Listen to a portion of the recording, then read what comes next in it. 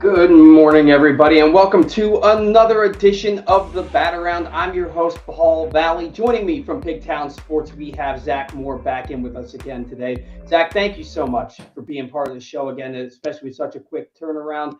How are you this weekend? Doing good, man. How you doing? I'm doing well. I keep having this issue where my damn right ear pod just won't hook up to my computer, and it's driving me nuts.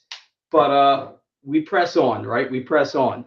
Yep. Want to remind everybody today's show is brought to you by Royal Farms World Famous Chicken, which is always fresh, never frozen. Right now, you can get either a 10-piece dark or an 8-piece mix for just $15, or get a 4-piece mix with Western fries and a biscuit for just $10. And in the morning, enjoy any size hot or iced coffee and a breakfast sandwich for just $5. Plus, have you tried their new baby K hash browns? I have. They are awesome. Stop into your neighborhood Royal Farms today. All right, Zach, we had some activity literally a mere hours after the show ended last week. We were talking about the winter meetings, and I had people asking me, do you think that the Orioles will make any significant moves in the during the winter meetings? And I said yes. I think that they're going to sign somebody that has an impact on this roster. Who that is, I have no idea. Technically, I was wrong. Technically, I was wrong because the signings happened the day before everybody arrived in Dallas for the winter meetings. It happened on Saturday night. The Orioles inked Tyler O'Neill to a 3-year, $45.5 million contract, and Gary Sanchez to a 1-year, $8.5 million contract. I know you have some feelings about the Gary Sanchez signing, but we're going to talk about Tyler O'Neill first. Again, Tyler O'Neill signed to be an everyday outfielder and DH for the Baltimore Orioles. He's only ever played 100 games in a season twice. Both of those years, he hit over 30 home runs. He's been on the IL 14 times in his career, including 3 times just this past season, despite the fact that he hit 31 home runs. Mike Elias and Brendan High said he was signed to be an everyday player. I don't think you're giving a guy $17 million a year to be a platoon player. He has an opt-out after year 1. So if he goes nuts, if he puts up a 2021 campaign, he can opt out and look for a bigger deal. On the other side of things, if he's often injured or he's just not great, the Orioles are probably stuck with that kind of production for the next 2 seasons following that. In your opinion, is this a good deal for the Baltimore Orioles? I would say yes. One, because you showed agents and players that you're willing to spend a little bit of money.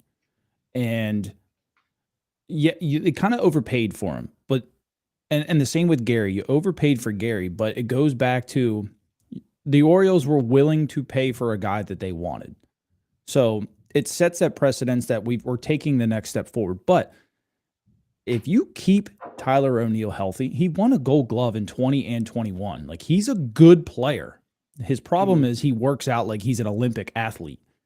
If you kind of limit that a little bit and he doesn't have to have, 36-inch biceps, probably stay a little bit healthier. So I'm interested to see how they handle that if they allow him to keep working out that hard, especially in season. But he brings a lot when he's healthy. Especially against left-handed pitching. This team wasn't the greatest. They weren't terrible, but they weren't the greatest against left-handed pitching.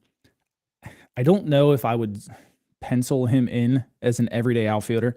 They can say all they want. Brandon Hyde doesn't play anybody every day except for like Gunnar Henderson. Right. So I don't see him being an everyday guy.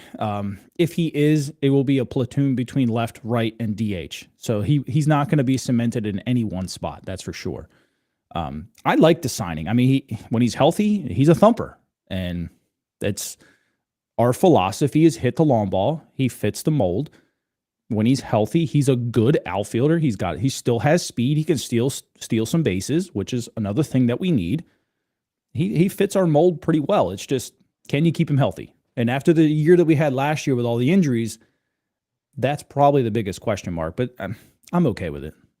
Yeah, and after you were on the show a few weeks back, I really started looking at Tyler O'Neill as a desirable player, knowing that and I guess for me it was foreshadowing without knowing it was foreshadowing.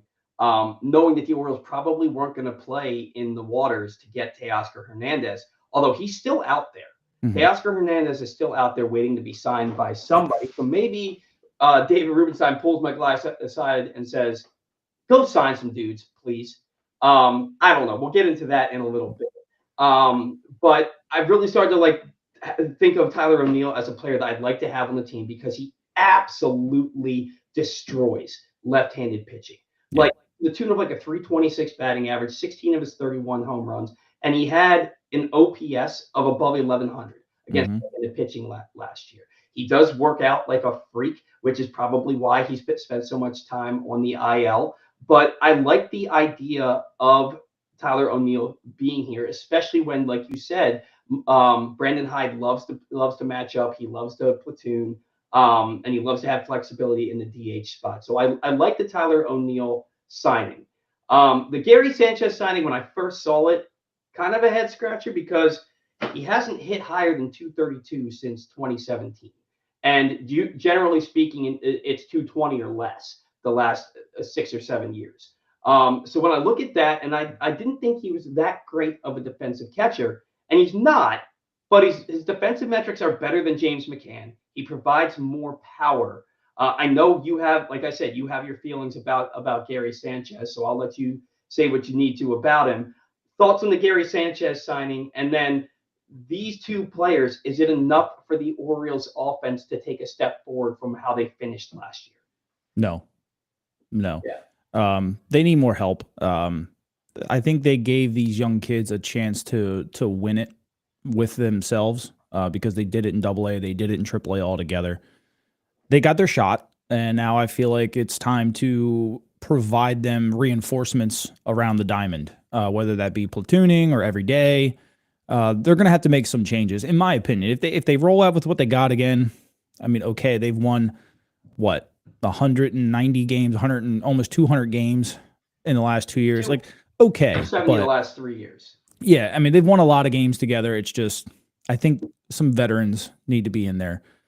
Gary, I was really upset with at first. Like, it blew my mind that he got $8.5 million because he only caught 28 games last year. James caught over 60. Can Gary even hold up for 60 games? That's the biggest question. Sure. And then, but now when I look at like, I'm going to say his name wrong, but Kyle Hishigawa or whatever, he's got a lot of power too. He got what, 6.5, almost 7 million. And now Carson Kelly can't even hit, and he got 6 million a year. So now when you look at Gary, if Gary can get back to a decent production, 8.5 kind of just seems like maybe market value for a power hitting catcher, even if it is a backup. Because, I mean, let's be honest, rates right now, market value is incredibly inflated.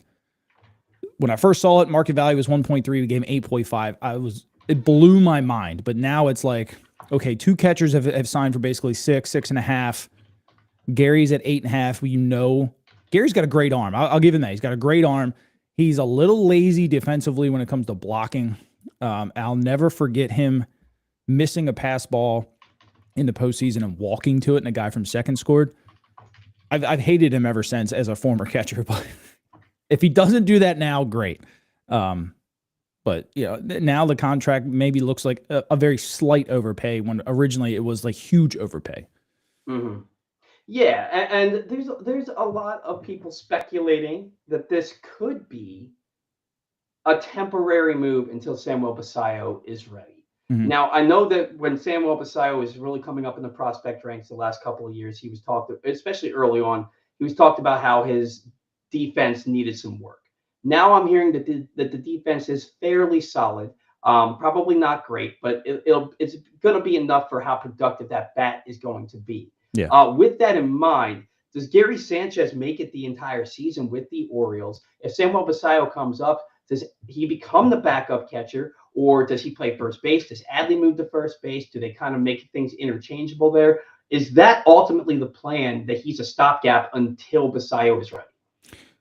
There's a couple different ways this could go. Gary could have a fantastic season, and Samuel could also have a fantastic season. And now you got a trade chip at the deadline, which would be great.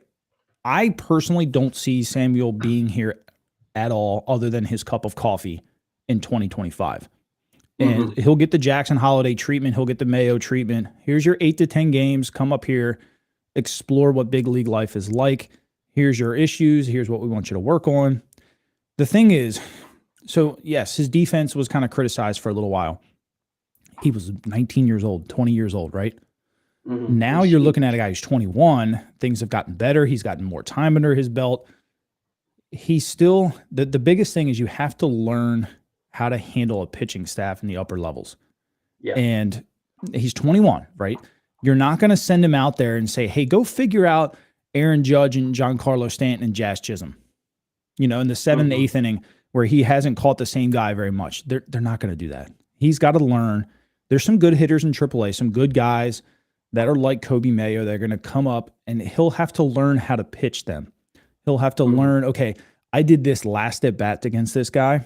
Now let's switch it up a little bit so he's not on my fastball. It's little things like that he has to learn at an upper level. They're not going to throw him into the fire in the big leagues to learn it.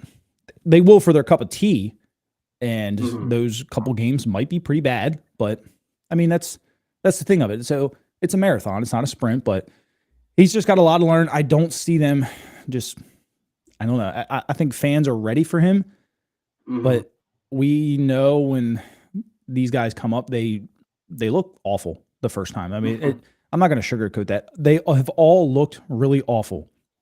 And I'm sure he'll come up. He'll look awful. Everybody will say, let's trade him because he sucks, just like they're doing with Mayo. Look, these kids are young. So it's just going to take some time. And the Orioles play it right, in my opinion. They take it very slow, probably a little too slow for some fans. They come up, they stink, they go back down. They figure out what they got to do, and then they'll be ready. I think Samuel probably makes the team coming out of spring training in 26. I can see that, and I think it's an excellent point that you make, and I think it speaks to the fact that you played baseball at the professional level, that you're able to sit there and say, you're not just going to throw a catcher into the fire at that young of an age and be in the middle of what's a likely playoff or pennant race, and say, hey, go figure out the world's best hitters and handle a legitimate pitching staff. I think you're absolutely correct. And it's something that a lot of us don't think about because we've never been at that level. So I love and appreciate that point that you made. Want to remind everybody today's show is brought to you by the Governor's Challenge. The top high school basketball talent from across the country returns to the Wacomico Civic Center December 26th through the 30th. Witness 5 full days of elite competition featuring over 140 high school basketball teams. For tickets and info, visit govchallenge.org. That's govchallenge.org. So let's talk a little bit about this offense, because you and I agree that Tyler O'Neill and Gary Sanchez are not enough to take the Orioles from where they were to where they need to be. Last year, the offense, especially in the second half, really, really struggled. They scored 1 run in the playoffs. Now, they have moved the wall in. Or they're in the process of moving the wall, and it will be in by the time we hit opening day 2025. And so that's going to help a little bit, because there were quite a few fly balls that the Orioles hit in the postseason that would have been home runs or off the wall had the wall been where it's going to be. That's not going to do the full trick, because you also got to play games on the road.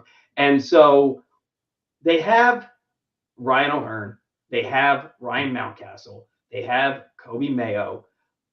Is O'Hearn going to be on this roster when the 2025 season opens? I think Mountcastle's going to be here because he's a Gold Glove caliber defensive first baseman, and I think they moved that wall in part because of Ryan Mountcastle. Does Kobe Mayo start the season in the minor leagues again? And what moves do the Orioles need to make to get this offense, jump started? Because honestly, Zach, I don't think that they have a number 3 hitter on their roster right now if you want Gunnar batting leadoff. Yeah, I don't see Mayo cracking the lineup either. He just doesn't have a set position. You're not going to keep 2 right-handed first basemen. You're not going to try him out in right field in the big leagues. He could hit 400 in spring training and 100 at bats, and I still don't think he's going to crack the team. He's going to get the Kerstad treatment. You're going to have to go to AAA. We're going to have to figure out a spot for you. You're going to have to earn playing time up here. He's a great hitter. Don't get me wrong. I think we all know it. It's just the defense isn't there for Baltimore standards. We've been pretty fortunate, even during the bad years, that we've had a pretty stellar defense on the field all the time. Yeah. I don't know if they're ready to accept the offense and then just deal with the defense. That it hurts the team. So he's going to start in AAA. It's just and going and switching over to Ryan O'Hearn. He's the only left-handed bat on the bench right now, and maybe Kerstad too. Maybe it depends on who's playing when and kind of thing. But you have Rivera, who's right-handed, Urias, who's right-handed, and Mateo, who's right-handed. They don't scare absolutely anybody coming off the bench or even playing. So it's like those are guys that are upgradable. And I know people love Mateo because of his speed. Look, he's 30. That speed's not going to be there forever. If you have a chance to upgrade that position with a better player, please take it. Because, yes, he has a lot of speed. And until Brandon Hyde proves that he's going to let these guys run, it's a waste. He doesn't play enough. He's a good left-handed pitcher. He hits that well. But it's just... it's a waste of a spot. Urias hit 270 against lefties last year. That's a guy I would probably keep because he can play multiple positions. You don't run anyway. He's got a decent glove. Last year was a little down, but it picked up towards the end. Rivera's also a good hitter. He's got postseason experience. He hit well for us. But those are three guys that really kind of they're all the same. The only difference is Mateo's speed. But the other two hit better than him. And they're all three upgradable. Urias, I think, probably has a little bit of trade value. Say if St. Louis trades Arenado, that's a good spot for him to go and get everyday playing time. And you could get a bullpen arm for that. Not a good one, but a bullpen arm. They just, I don't know. I think they're a little too loyal to their guys. And like I said, I understand it. They gave them time to try to win together.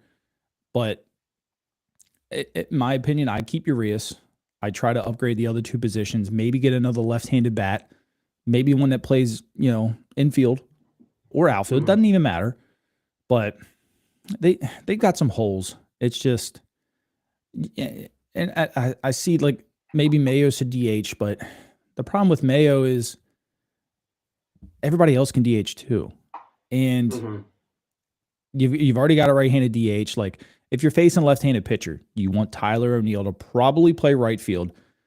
And then, Mountcastle will play first. So maybe he could DH there, but that's probably where Gary Sanchez is going to DH against left-handed pitching right now. The problem is against right-handed pitching, we'll probably say Kerstad will be in right. O'Hearn will be at first. And Adley will probably be DHing. Maybe. If not, that's another position on the bench that you could probably slot a left-handed hitter in, primarily, hopefully, an outfielder or something. There's moves to make. Look, the winter meetings was slow, and I expected a fury of moves around the league. There wasn't many at all. So there's pretty much almost every single position player is available. Yeah, they need to go find a good one. And I'll tell you, man, everything you just said just points to me that it's glaringly obvious that a guy like Cody Bellinger would make so much sense for this team. Yeah. It would make so much sense for this team. He's a left-handed bat. He can play all three outfield positions. He can play first base. He gives you a middle of the order bat. He's going to be traded from the Cubs. They just traded for Kyle Tucker. And they're probably going to extend Tucker too. Cody Bellinger makes so much sense for this team. And after what you just saw the Yankees do this past week, take him out from under them because they want him. They want him. You've got the prospects to put a package together to get him. Here's the thing: they're not going to do it. I'd be absolutely shocked, but it makes so much sense that it seems ignorant not to do it, in my opinion. But that's just one man's opinion. You mentioned the defense with this team. Gunnar led if not the majors, he led the American League in errors by a shortstop. He's got a ton of range. He's not a guy that really sets his feet when he throws. I think he plays shortstop a little too fast. And again, I'm not an expert with it. I just know what my eyes tell me. I think he's a good defender who tries to do too much, right? And so is the Orioles' best defensive alignment in the infield Mountcastle at first, Holiday at second, Gunnar at short, and Westberg at third? Or is there a shakeup that you think needs to happen? I've heard a lot of people suggest that maybe Holiday should move to shortstop. I don't think he has the arm strength to play No. shortstop at the big league level. You can just see it on his throws at second base. Is the Orioles' defensive alignment as it currently stands? I think it's how they open the season, but it's how they should open the season. Unless you acquire Bo Bichette, Gunner's going to stay at shortstop. Mm-hmm. And Gunner's a good shortstop. Last year we saw he's a guy that always set his feet. He threw over the top, and he threw a rocket to first base. Last year, he did it in the beginning of the season too. So, and I made a video about it, and I talked about it a few times, where I thought maybe he was going through like some tendonitis, like a bicep tendonitis, because he wasn't coming over the top almost ever for a few months. Everything was down low. He was sidearming everything. He was submarining it. He was running to kind of, gain momentum. That wasn't Gunner. But then in the late September and then October, guess what we saw again? It came back over the top. So it kind of fit the narrative. Maybe I'm not going to sit here and say that, he was hurt. It looked like it.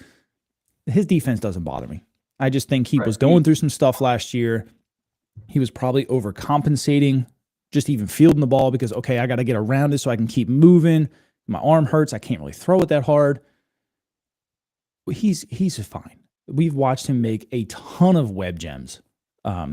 He's probably our best option. Westberg is a great glove. I love Westberg at shortstop. Came up a shortstop. Gunner's got an elite arm. He's probably top 3 in the league when it comes to arm strength. Him and Bobby, and I'm sure there's another one we could probably throw in there somewhere. I think O'Neal Cruz. Yeah. He's probably got number 1, right? Yeah. But we'll say Gunner probably has the 3rd best arm in baseball. Could it work at 3rd? Sure. It worked for Machado. I'm not comparing those two. I think Gunner's a better fielder than Machado at shortstop. I played with Machado at shortstop, and it was ugly. Third base was obviously phenomenal. So, yeah, he doesn't bother me. The only shakeup I would like to see is maybe Holiday in center field. And I know more and more people are kind of getting on that train. Mullins earned himself the right to play in center field a little bit longer. Hit 286 in the second half. Hit a good time. So if they can carry that over, Mullins still plays good enough defense, but I'm only moving Jackson if I acquire a good player. Bregman, Bichette, somebody like that. Somebody that makes me move Jackson Holiday center field. I'm not just going to do it and then play Urias at third base and put Westberg at second. That's not worth it. Jackson's just a freak athlete. So I don't even think it matters where you put him. He's going to excel, but I'm with you on the arm strength at shortstop. It's a big difference when you don't have an elite arm at shortstop and how many more guys are safe at first base on double plays and whatnot. Sure. But the defense it's fine. I mean, Westberg, a healthy Westberg now is going to be better at third base. His arm strength honestly isn't that great for third, but his mechanics are good. So he's able to get the ball there on time. He's very good on dribblers and stuff and barehanded balls. Would you like to see an elite arm at third? Sure. I'll take Westberg at third, though.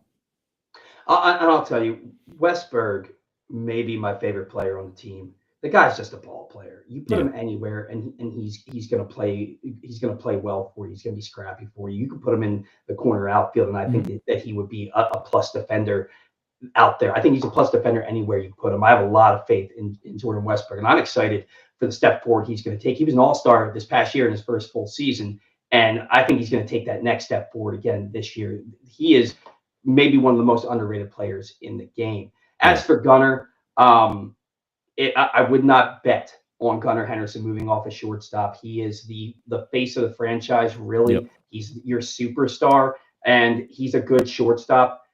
Wouldn't bet on Gunnar Henderson coming off a short. And if you are betting on Gunnar Henderson coming off a short, you may have a gambling problem. And if you or a loved one has a gambling problem, call 1-800-GAMBLER or visit helpmygamblingproblem.org for free confidential services. That's 1-800-GAMBLER or visit helpmygamblingproblem.org for free confidential services. Not all segues are gold, but I did my best there. The big news of the winter meetings was Juan Soto. We knew it was coming. We knew he was going to get a mega contract. I was championing the idea of the Orioles signing Juan Soto. I was on board at 8 to 12 years, $50 million a year. 12 is like really like 15 years, $765 million, $75 million signing bonus. He gets an opt out after 5 years. If the Mets want to force him to stay, they've got to add $4 million a year to his salary after year 5, which would make the deal worth a total of $805 million. They take him away from the Yankees, but he stays in New York. I think the Mets, when Steve Cohen came out and said that he would not be outbid for Juan Soto, I think it was a foregone conclusion that he was going to the Mets. Love seeing these fans cry. I'm not sure how much I love it for the game of baseball that we're paying dudes $51 million a year over the course of 15 years. I mean, they're going to be paying him over $50 million a year when he's 41 years old. I think that's insane. Your thoughts on the Soto contract and what it means for baseball as a whole?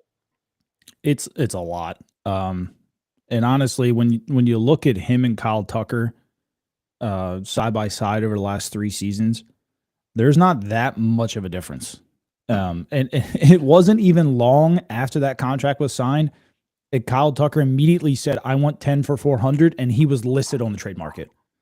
Like it's bad for baseball that they just paid a guy who's probably only got maybe 2 or 3 years left in the outfield, even at 26 years old, to just DH.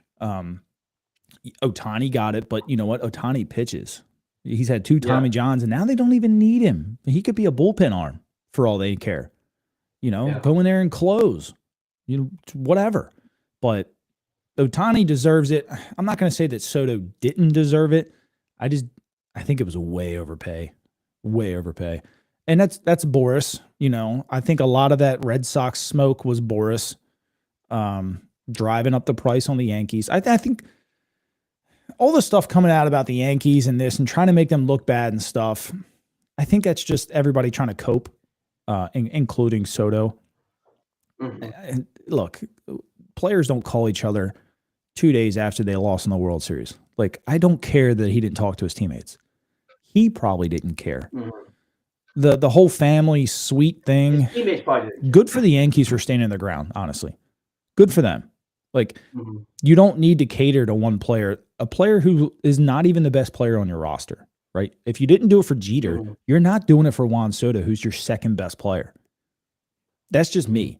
And good for them. And it's absolutely insane when you think about the fact that Juan Soto is wasn't even the best player on the Yankees. He's getting $51 million a year. He's making, his contract is double. The length in terms of his contract is double what Aaron Judge got. Double. And Aaron Judge is arguably a top 5 hitter of all time. And it's not a strong argument to say that he's not. Right. And he's making significantly less than Juan Soto. I don't know. Juan Soto's a great player. He is a great player. He's going to hit close to 300 for you. He's going to get on base at a 400-plus clip. He's going to hit 30 to 40 home runs every year for you. He's not a good defender, and he's not going to stay in the outfield for much longer. And you put him next to somebody compared his career stats through age 26 to Mike Trout's. If Mike Trout was 26 years old and a free agent right now, that's going to be a $1 billion contract. Yeah. Mike was head and shoulders better. Yeah. And Juan Soto is, and look, it sounds like sour grapes when I say something like that. I know how it sounds. Look, Juan Soto got that bag, and good for him. Good for him. I'm glad he didn't go back to the Yankees. I've always liked Juan Soto. I think he's a phenomenal player, but the numbers are just outrageous. They are absolutely outrageous. And I think, just like I don't think there's ever going to be a salary cap in baseball, I don't think you're ever going to put limitations or addendums on players' contracts. If, like somebody proposed the other day, if you don't make the All-Star team for 3 years, your contract gets cut. down to a certain amount or something like that. Stuff like that is never going to happen. The players' union is way too strong. We're Yeah. stuck with this. That's a fan base vote anyway. Like, that's not even fair. Yeah, yeah, and it's like, and I'm not saying that it was a reputable source that proposed this, but this is the ridiculousness that I'm seeing out there that people are thinking of to combat this.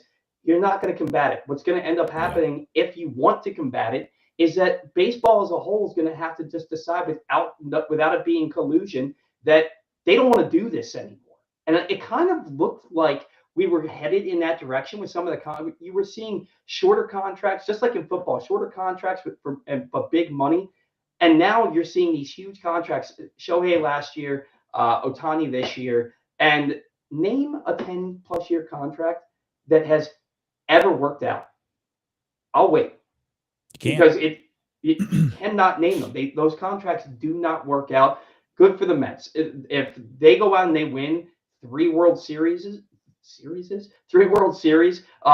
the first half of that contract, good for them. They got what they paid for. And when that happens, you're paying for the front end of that contract anyway for that production. I just don't think they're talking about how Mets are World Series contenders now. How does one player combined with Francisco Lindor make you a World Series contender? Like, what are you going to do about your pitching staff? What are you going to do about your bullpen? He's one hitter. Yeah, the Yankees got to the World Series, but they had a good bullpen and a good rotation. They're not complete just because they signed Juan Soto. No, and when I've looked at it too, Soto's been really protected his entire career, allowing him to take a lot of walks. He's hit in front of Bryce Harper. He's hit in front of Tatis and Manny Machado, and he's hit in front of Judge. Teams were petrified to put a guy on in front of those players. So they had to go right at Juan Soto. You had to. And he has a good eye. I'm not taking that away from him whatsoever. He spat on a lot of pitchers' pitches, and he walked. But now, what if Vientos gets hurt? He has no protection in New York whatsoever, unless they sign Pete. But if they go into the season with Vientos hitting behind Juan Soto, his production is going to drop flat out. And he's a good hitter in the NL East. I pulled his numbers, and he's a 300 hitter career against the NL East with over 150 home runs. It's a good hitter. I would have probably chose the NL East too. I just think the contract was just absurd. I mean, the contract's absurd. And I mean, when you look at what you're paying for with Juan Soto, how many players have you seen throughout the history of the game that hit 270, get on base with a 400 clip, and can hit 30 to 40 home runs?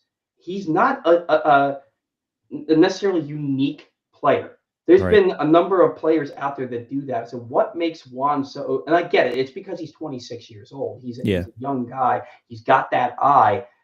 I mean, we're not that far removed from a year where he hit 246. Right. You know, we're like 2-3 years removed from a season like that. And I get it. There's growing pains when you get into Major League Baseball. It's the hardest sport to play in the world, in my opinion. And playing it at the big league level, the gap between AAA and the majors is the biggest gap there is in all of professional sports. I look at it and I say, you know, good for Juan Soto getting that bag. I would love him as a Baltimore Oriole. Don't get me wrong, but Jesus, man, $51 million a year for 15 years is stupid money. And you can argue that nobody deserves that kind of money, but I don't think that he's, you know, extraordinarily better than every other player to come through the game. That he gets the biggest contract, maybe the second biggest contract in terms of average annual value of all time. Yeah, I mean, and AJ Pierzynski on his podcast kind of hit it on the head. Like, I'm not turning the TV on to watch Juan Soto. You know, if I get an alert with bases loaded, 2 outs in the bottom of the ninth, and Juan Soto's, I don't care. He's going to take a walk. It's boring. I'll turn the TV on for Ohtani and Freddie Freeman and Mookie Betts and Aaron Judge and Mike Trout. Soto, I'll just wait for the text alert. Like, so to pay a guy like that, and that's league wide. I mean, that's coming from a former big leaguer. Like, he's not the guy, but he's paid like the guy. Even on the Mets, he's not the guy. That's Lindor's team. Yeah. And that's not going to change. Lindor is the best player on that team, and You just paid a guy a lot of money to be the number 2 again. It's an honestly interesting point to make because you look at his career, he's never been the guy. Nope. He's never been the guy. I mean, in Bryce Harper wasn't there when Soto came along. I think he played with him for one season. I think maybe in 2018 they played together a little bit. Yeah, but that was back when Rendon was really good. Yeah, and Rendon was really good, and I know that his career kind of tailed off at that point. But in 2019, when they won the World Series, that was still very much Ryan Zimmerman's team. You know, Yeah. he's never been the guy. He goes out to San Diego, that's Manny's and Tatis's team. You know, then he goes to New York, that's Judge's and Cole's team, and now he's with the Mets. It's Lindor's team now.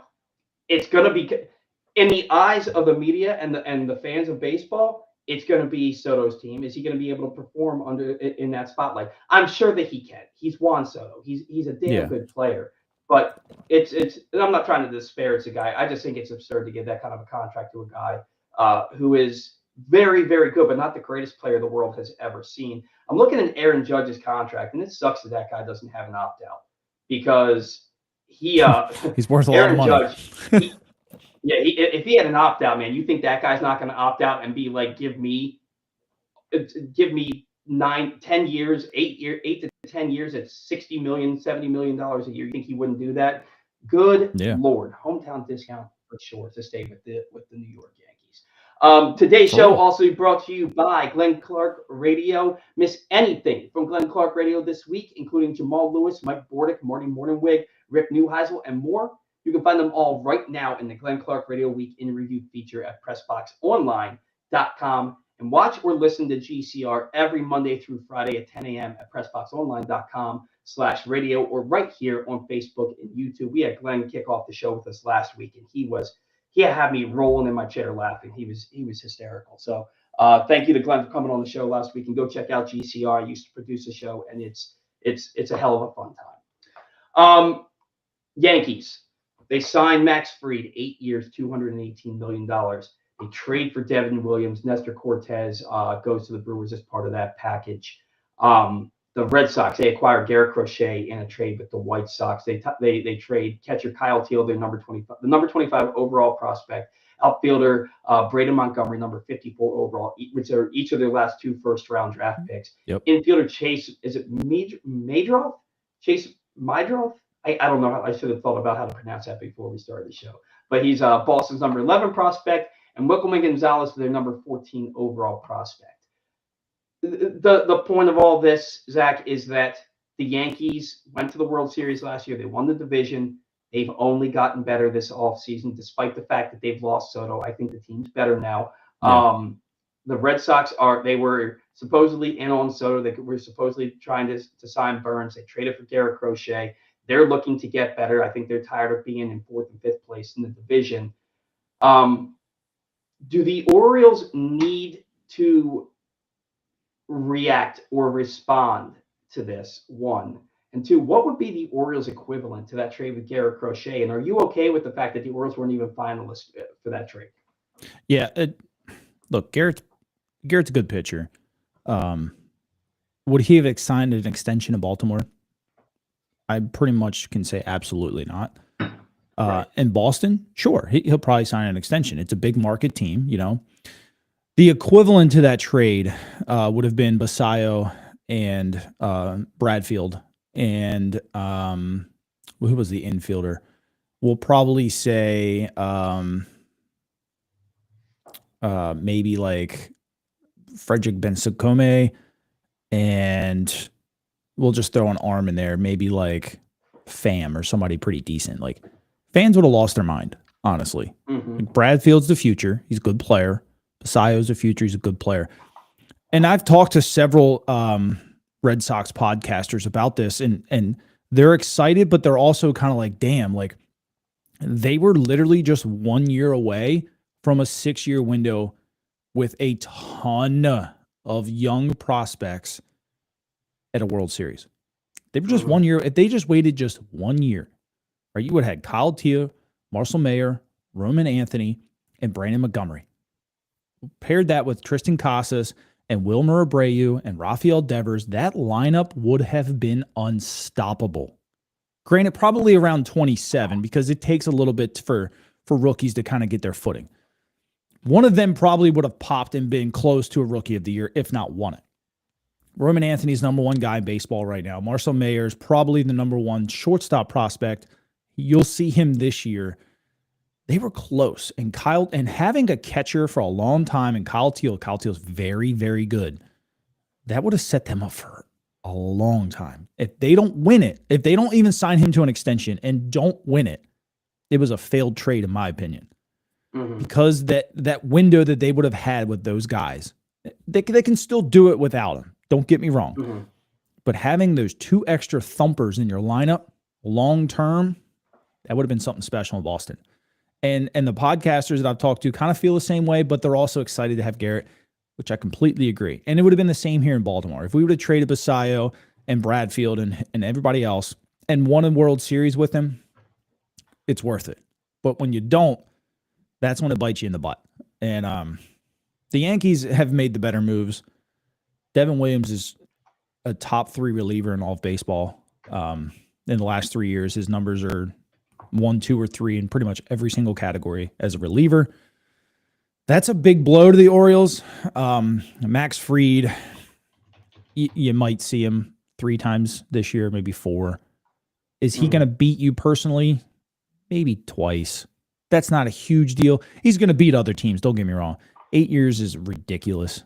You might get 4 out of him, maybe, depending if he can hold up into his mid-30s and late 30s. I don't think the Orioles should overreact, and signing Burnes is not an overreaction because you already know what you have kind of thing.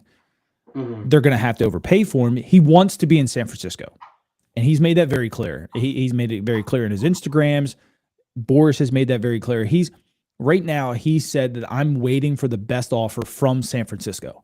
There's a $50 million difference between Toronto and San Francisco right now, and he's not taking Toronto's deal. He wants to be in San Francisco. I don't see Burnes re-signing here, but I still don't think the Orioles have to overreact, so to say, because there's still a lot of good players on the market, and there's still good players that could be acquired via a trade. You go out and if you get Tanner Scott or Kirby Yates and Mike Soroka, you can put a combination together that will compete with those two teams and their moves. The Orioles already had a good lineup. They struggled in the second half, but they're a good lineup and they're a good defense. The pitching in the second half was pretty good. Burnes was great, obviously, in September and October. But the rest of the staff was good too. Kramer had a below 2.5 ERA. Povich had a 2.6 in all of September, and all these guys had 5 starts. You upgrade Suarez's spot, and Eflin had a 3 in September, and you get Grayson back healthy. If he takes that next step, the rotation's already in a pretty good spot with Grayson and Eflin and Povich and Kramer. I would like Kramer to be the 5 because he's probably the most inconsistent out of all of them. Agreed. It's an upgradable spot, but he's still good enough to give you a lot of good innings. And he, knock on wood, has stayed fairly healthy in his career. Good number 5, in my opinion. He's got, if you compared him against every other team in baseball as number 5, he's going to be right there probably in the top 10, maybe close to top 5. He's a good number 5. And I just think if you go out and get one good arm, whether you have to trade Kobe Mayo for Jarrett Jones or something, or you acquire Framber Valdez. I don't want to give up a ton for Framber, but he helps the team, and he's left-handed, and it kind of plays into the ballpark. I've looked into Andrew Heaney's numbers. He could help. I wouldn't make him like a number 3 or anything. I would like to keep him as like a 5 and bump Kramer out. But Texas and Baltimore have very similar field dimensions. And when I compared his numbers in Camden Yards last year and Texas, it was like a 3.14 ERA in those two ballparks. That plays well in Camden Yards.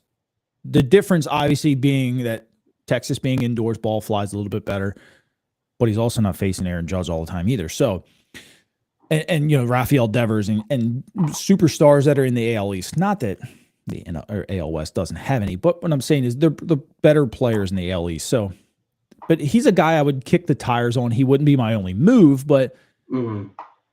there's plenty of guys out there, and you don't have to reach for anything. You don't have to overreact. Like, you get one or two good starters. We'll even say one good starter and two or three really good bullpen guys, and we're sitting right there with everybody else with a good pitching staff. Yeah, And and I think that I can agree with you on that. They definitely need help in the bullpen, and I don't think that they let Coulomb and Webb go to not upgrade there. And yeah, they were two of the Orioles' best relievers, especially when they needed them down the stretch when they both came off of the IL. And you notice the difference in the bullpen when those guys were both hurt. So I think that if the Orioles are willing to let them go, and Webb just signed with Texas for $1.5 million or something along those lines, or was it yeah, 1.2? It wasn't a 1.2. lot of money. Yeah, Yeah. 1.2 million. It wasn't a lot of money. I think the Orioles do plan on upgrading their bullpen. But I think that they need. I mean, we talked about this with Glenn last week. You need to replace Corbin Burnes and Anthony Santander, and I think you said the same thing, just to get back to where you were, and that's before you improve, Right. right? And so for me, I think we can all come to the realization, and we all have for quite a while now, that Corbin Burnes is not coming back. It's the Giants and the Blue Jays that are that are said to be the most aggressive for his services. I've thought basically since the regular season ended that San Francisco is a perfect fit for Corbin Burnes. I'm surprised he doesn't have a contract in hand from them yet. But Let it's me also ask you a been question on that. If they were to acquire Corbin Burnes, we'll say between a 5 and 7 year deal, and they have to pay Jacob Webb next year, would Jacob Webb be available? I I would love it if are you talking about Not Jacob Webb. uh Logan Webb. Logan Sorry, Webb? Logan Logan Webb? Webb. I love Logan Webb. I would love Logan Webb in Baltimore. I think he had an off year last year, and he still Hmm. had like a 3.7 to Yeah. 3.9 ERA, and it was arguably his worst season. Yep. And I think it's just because maybe trying to do too much. Maybe there was a little bit of injury that we didn't know about there. But they didn't have a great offense. They weren't a great team last year. I Right. think you put Logan Webb in a pennant race. I think he is one of the best pitchers that you're maybe in baseball. I think he's a top 10, Hmm. top 15 pitcher in baseball. Would he be available? Maybe.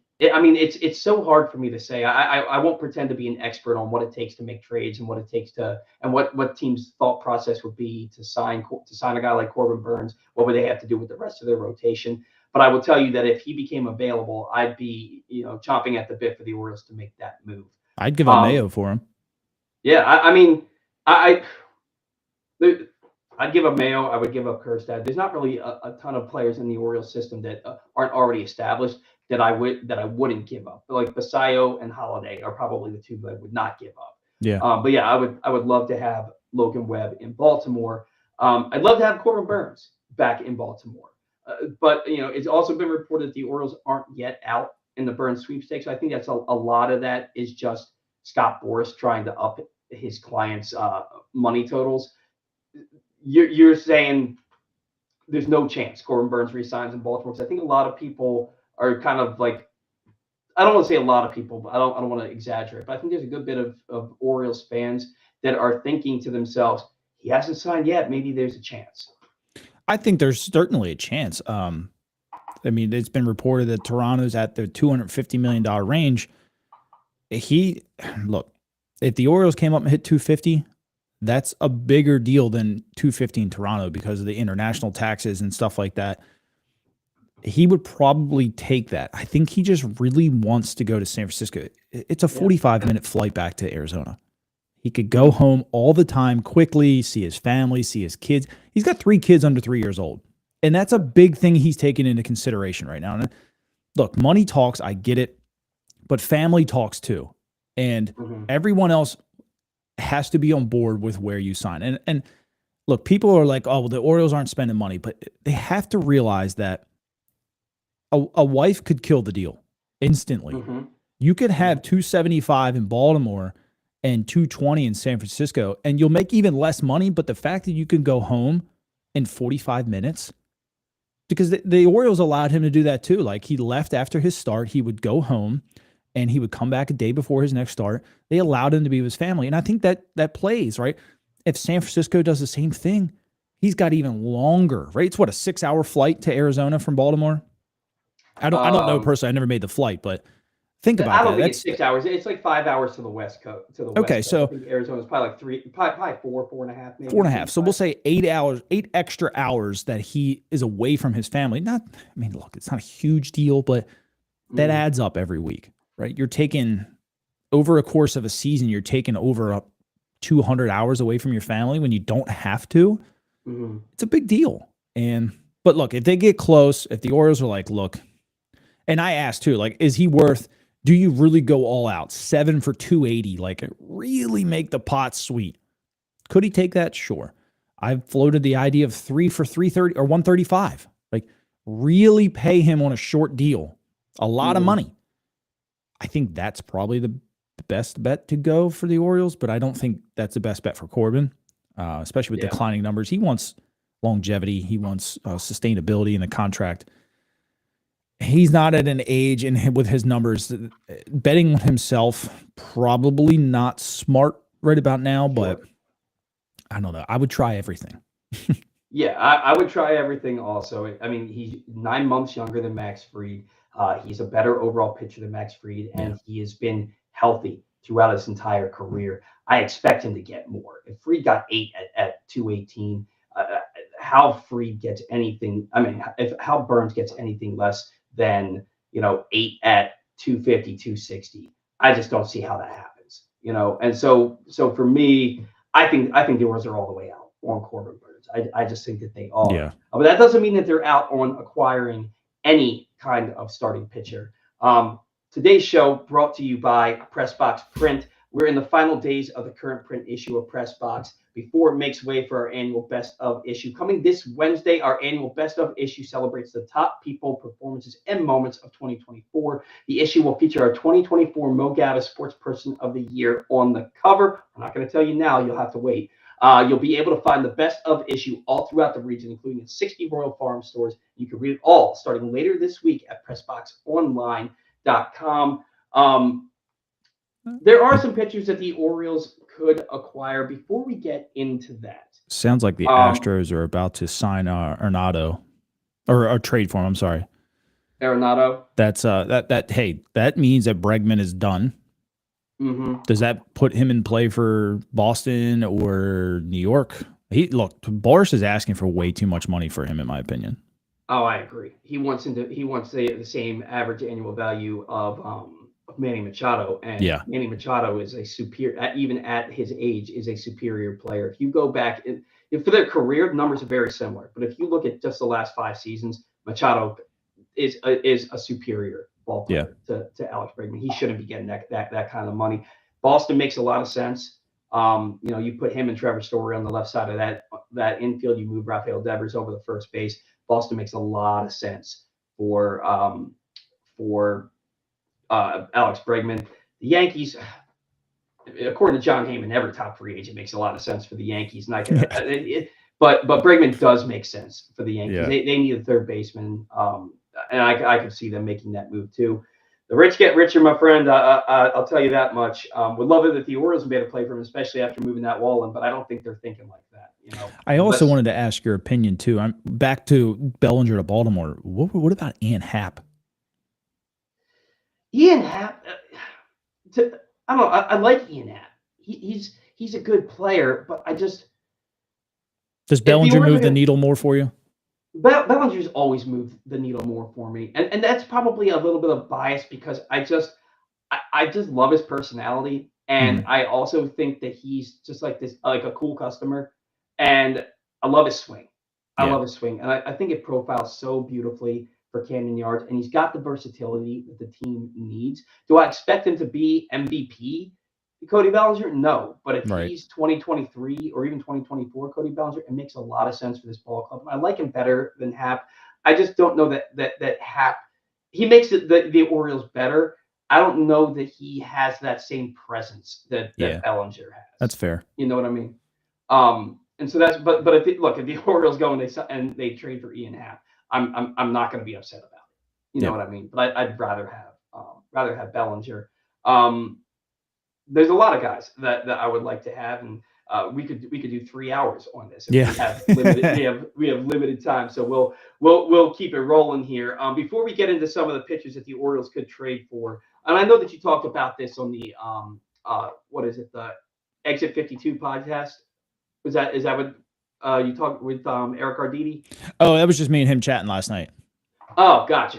Well, I know that you spoke with him about it last night. The pitchers list article that came out that had some fans in an uproar. Most fans read it and don't believe most, if any, of what came out in this article. But there is an article from Pitcher List that's making its rounds. Makes a lot of one source claims.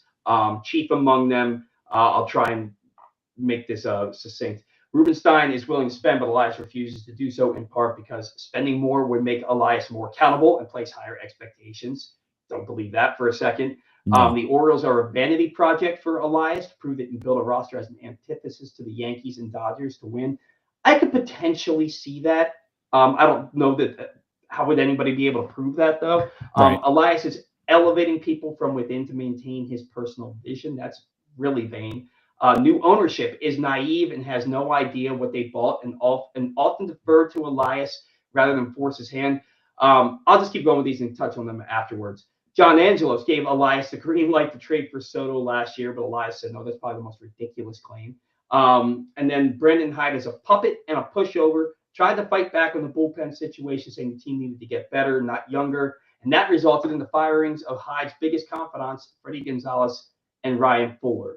I have in the notes, do we believe any of this?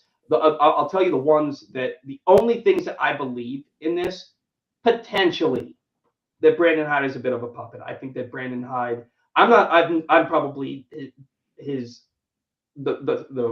worst fan. I do not like Brandon Hyde, but I can see them having hired Brandon Hyde to make him a yes man and have somebody that they can pull the strings on. I can see that, but I don't believe that that's the case. And I also believe the second half of the new ownership is naive. I don't believe that new ownership is naive. There's no chance of that. But I do believe that Rubenstein will defer to Mike Elias in his first offseason to give him an opportunity to build a World Series contender. Yeah. And then the results of 2025 will dictate what happens moving forward. Your thoughts on all of these points? I'll start with the Juan Soto. John Angelos probably said, if we can get him, go ahead. And that's probably where that stemmed from. A lot of these points may have a little validity to it, fueled by anger. This was a disgruntled, fired employee, in my opinion. I can guarantee you John Angelos said, hey, if we can acquire Juan Soto, go ahead and try. And they probably picked the phone up in San Diego, said, give me Jackson Holiday, and that was the end of the conversation. Who cares, right? Would it have been cool to get Soto? Sure. I'm not giving up Basayo and Holiday, because when we when you've read from multiple execs around the league, that's everybody's asking point, even for mid-tier players. That's just where they start, because they want Baltimore prospects and they want the high-end ones because they all know that they're very, very good. That's about the truth of that right there. Ownership being naive. When does a billionaire and multiple millionaires buy into something and not know what they're getting into? That was another part of the article. They didn't know what they were getting into. Mm-hmm. Look, I'll sell you a broken bridge that's no longer there in Baltimore anymore if you want it. Mm-hmm. Billionaires don't know what they're getting into. Stop it. They have a giant team of people that will pull analytics, that will pull numbers. They have lawyers. They knew exactly what they were getting into, and they knew exactly. They interviewed Mike Elias. They know what they're getting into. And then back to it, ownership defers to Mike Elias. Every single GM across every single sport is deferred to by the owner, except for Jerry Jones, because it's a whole nother conversation. They are not baseball people. Owners aren't. Look at Steve Bisciotti. He defers to Eric DaCosta. Why? Because he knows what he's doing, and that's why he was hired. You don't hire a GM, and you don't keep a GM around to make decisions for him. You just do it yourself. Save yourself the millions of dollars that you're paying him. It's a dumb article, in my opinion. It's a dumb article. Yeah. The person was upset. I get it. They were probably let go, or they may have been passed over for a position. Look, Mike hires from within. That's a really good run organization when you don't have to go outside. Mm-hmm. And that means your people are staying. Yet they let go of some bigger guys in the front office this year. Why? Because they wanted to go in a different direction. Was it maybe a different direction of what those guys wanted to go in? Maybe. And maybe that's where this is kind of all stemming from. The advanced scouts, like, look, they've been one of the better scouting teams since 2019. That 2019, 2020 drafts are why we're so good right now. Just in those two drafts. And they've built off that every single year. And, maybe these particular guys wanted to go in a different direction. I don't know. It's working. Why would you want to go in a different direction? I wouldn't hire from outside. If what I'm doing is working, why would I hire from the outside? Why wouldn't I keep promoting? I'm bringing these people in lower level positions. They're earning their job up. Why wouldn't I keep doing that? That's what successful businesses do. They don't go out and overpay somebody else from the outside to come in and shake everything up when it's working. It's just not how it works. But, yeah.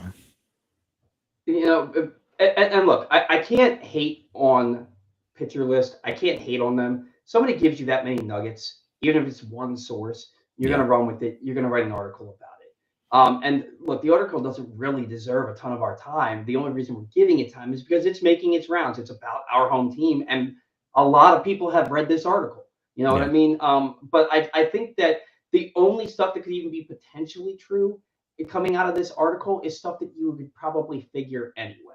Right. I don't know that it is anything that's groundbreaking. The stuff that's supposed to be groundbreaking to me is just so wild and outrageous that it's not a real thing.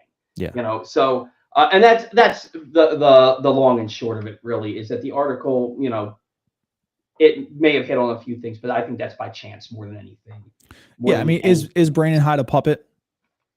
Maybe. Probably. Aaron Boone is also a puppet. Yeah. That's why he's still there. Bruce Bochy is also doing what his GM tells him to do. Like, that's kind of how it works. Like a GM hires a coach because they're on the same page. And then when they become not on the same page, they're let go. So like to call him a puppet, like that's just kind of how things work. Eric DaCosta and John Harbaugh still get along. They still have the same vision, and he's still here. And when it becomes a point where they don't see eye to eye, he'll be let go. Like it's just how the chain of command works across all professional sports. To kind of really hone in on that, like that's kind of where I spit on the article, in my opinion. Right. Exactly. Today's show brought to you by County Sports Zone. Find every score from every high school sporting event all year long at countysports.zone. Proudly sponsored by your local Toyota dealer and buyatoyota.com. All right, Zach. So I said on the show last week that no matter what happened at the winter meetings, we still have 2 months left until spring training starts, and the offseason is not over as of this past Wednesday. It's not over. It's not over. And no Mike Elias is going to make moves. Seems like the rest of the division, minus Tampa Bay, is making serious strides to get better, and the Orioles are twiddling their thumbs. That's one. Two, I know that signing multiple free agents to big long-term contracts makes it less likely you retain your own stars when their time comes. I get that point too. I said this past week, that I'm out on Mike Elias. I've been a Mike Elias supporter for a good while now, basically since he got here. Everything he said in his introductory press conference, every box that he laid out, he has checked almost in chronological order, right? Yeah. And so I've been his biggest supporter. He did everything he said he was going to do. The reason I say that I'm out is the liftoff comment. The stuff at the trade deadline in 2022, even though I agreed with those trades, I do think it was a bad look. And the fact that he had to go fly down to Texas right after the Mancini and Jorge Lopez trades to smooth things over with his team, I think is a bad look. Lift off from here and then not doing anything substantial is a bad look. hearing that the owner is willing to spend money that it takes to make your team a World Series contender and then not doing it to this point, I think is also a bad look. Now, when I say that I'm out on Mike Elias, I'm not out on Mike Elias and the door is closed.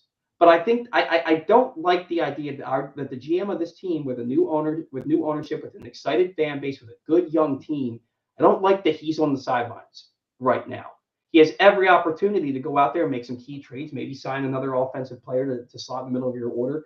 And I'll be right back in. I'm nobody to anybody. Nobody cares if I'm in or out. But the reason I said that is because I'm watching the players I think best fit the Orioles come off the board one by one. He can make trades to make this a very successful offseason. With that in mind, what pitchers make the most sense for the Orioles via trade, and what would they cost? The main names that I'm seeing: Seattle with Luis Castillo or Bryce Miller, Pittsburgh, Mitch Keller or Jared Jones. I know you love Jared Jones. St. Louis, Sonny Gray. Miami, Jesus Luzardo, and San Diego with Dylan Cease. Of these, which trades make the most sense to you? Am I leaving anybody out? And what's it going to cost for the Orioles to make these trades happen? I like Jared Jones and Sandy I'm going to say it wrong. Sandy Alcantara or whatever. Alcantara, yeah. I would take him over Luzardo 1,700 times a day. I would too. And he's available too. Crap out of me. Yeah, and look, listen. Here's the problem with Miami pitchers. Miami's not a very good team to rehab pitchers, and we saw that with Trevor Rogers. We saw it with Luzardo, and we saw it with Sandy. When they get hurt, they take almost 2 years to get better. And I'm going to take a little shot at their training staff because it's not what it once was. And what the hell happened to Sixto Sanchez? Exactly, right? He got hurt, and now he's just. It's taken a long time, and that's just how their organization operates. So the whole Trevor Rogers thing, let's wait to this year because just Miami's just not good at rehabbing their guys. But I also wanted to kind of get back to and I started thinking about it last night when I was talking with Eric. The comments about liftoff, and I asked him his thoughts on it. I think John Angelos thought the team was his long term. And then a lawyer said, hey, when you acquire this team or this team is passed down to you, here's a $320 million capital gains tax that you're going to have to pay. And then it was, oh crap, I gotta sell the team. And lawyers got involved in this. How much of those comments of liftoff were halted by the sale? Because you can't really spend a whole lot of money when you're trying to sell something. Like across the board, the books have to be perfect. You can't add things, long-term deals and stuff like that. It was almost like the franchise had to freeze for that whole year until that sale was made, or while they're even looking for a sale. So maybe almost 2 years, everything had to be kind of frozen. I think maybe Mike spoke expecting to be able to lift off, and then it was like a couple months later, we had to find out that, okay, they have to sell the team because they're going to get destroyed with capital gains tax. Mm-hmm. That screws up everything. And I'm gonna try to look into that and like see how much they would have had to pay and, how much that probably did halt the Orioles a little bit, because it's something to think about. And I don't think really anybody's thought about is it wasn't long after those comments where we found out that they were listing the team for sale. Or they started talking about moving to Tennessee and stuff like that. Like that, you can't spend money during that. It's like inventory time at work. Like you can't bring stuff in, you can't let it go. Like everything has to freeze and hold until you say you're done. So I'm interested to kind of look into that a little bit more. I only thought about it just last night, but and I'll get back to the pitchers here. Like Dylan Cease. To your point, it does make sense, and it would explain why he was trying to get public land with private money. Yeah, the situation trying to have private land with public money. Yeah, it would explain why he was trying to make that deal with the Maryland Stadium Authority, and to use taxpayer money. So that's I get that, and it would make sense to why they operated the way that they did. And we heard rumblings about them potentially selling the team for 2 years before it actually happened. I don't think any of us believed it would until it did. It's kind of how we feel about the Orioles winning a World Series. We don't believe they actually will until they do. Type of thing. But go ahead with regards to the pitching. Yeah, I mean, Cease is okay. He's going to give you a lot of innings. He's going to give you a high strikeout rate. He scares me against good teams. And we saw it in the playoffs again. Like, his career numbers against better teams are not great. They're pretty average. It's a lot to give up for a guy that in the heat of the moment in a late September game, if we're down a game to the Yankees and you're in Yankee Stadium, do I trust him? Absolutely not. I trust Dean Kramer over Dylan Cease when it matters. Because Dean has shown for 3 years now in a clinching moment, he rises to the occasion. Dylan Cease, on the other hand, not so much. If we acquired him, cool. That's how I feel about it. Cool. He doesn't move the needle for me whatsoever. We gave away prospects. Say if he does have a good year, right, and he shoves it down my throat, is he going to re-sign here? Probably not. So you're looking at another 1-year rental. And is he a 1-year rental as good as Burnes? Not even close. So he doesn't move the needle for me. Jarrett Jones does, primarily because he has 5 years control. If I'm going to give up some guys, I want it to be for a guy with 3+ years control. I think Sandy has 2. I'd be okay with Sandy. Sandy, you still have to give up Mayo or Kjerstad. You can still get away with some of the other prospects that we have. I don't know. There's guys to acquire. Luis Castillo, his fastball is getting worse every single year. Eventually, I'm going to get nervous with him throwing 93 to Aaron Judge. Like, again, that doesn't move the needle for me. Bryce Miller would. I would overpay for Bryce Miller. Again, because he has 4 or 5 years control. That moves the needle for me. Right? That's a guy that you can build around. We're what's it going to be, 2025 next year? Grayson's contract's up in 27? Or is it 28? I think it's 27. So he was a rookie in 23, so he's got 28 years, and then he's got 3 years after that arbitration. So he's got 6 years. So yeah, after the 28 season. That's right, yeah. So Mountcastle's the first one at 27. That's right. So, I mean, but look, you get a guy with multiple years that gets to learn with Povich and Grayson and get better. Like, why not? Right. I want a guy with multiple years control at this point. Luzardo, again, doesn't move the needle for me. The back issues, man. Like those don't just go away. They come back. Right. And it's his herky-jerky motion. Like, if they got him, cool. Same thing with Cease. If they got him, cool. He'll help a little bit. He'll probably get hurt again. He's got above average numbers, not elite numbers, just above average. I feel like we have enough above average guys. I want to go after elite guys. And I feel like Sandy is not elite, but he's above the above average tier, if that makes sense. Sure. He's a tick below elite and a tick above average. He's a very good arm. He was elite not that long ago. Right. And before the injury. But again, back to what the Marlins do. I see Joe saying Justin Steele. He's not available. He's not available. The Cubs this morning are looking at Cease.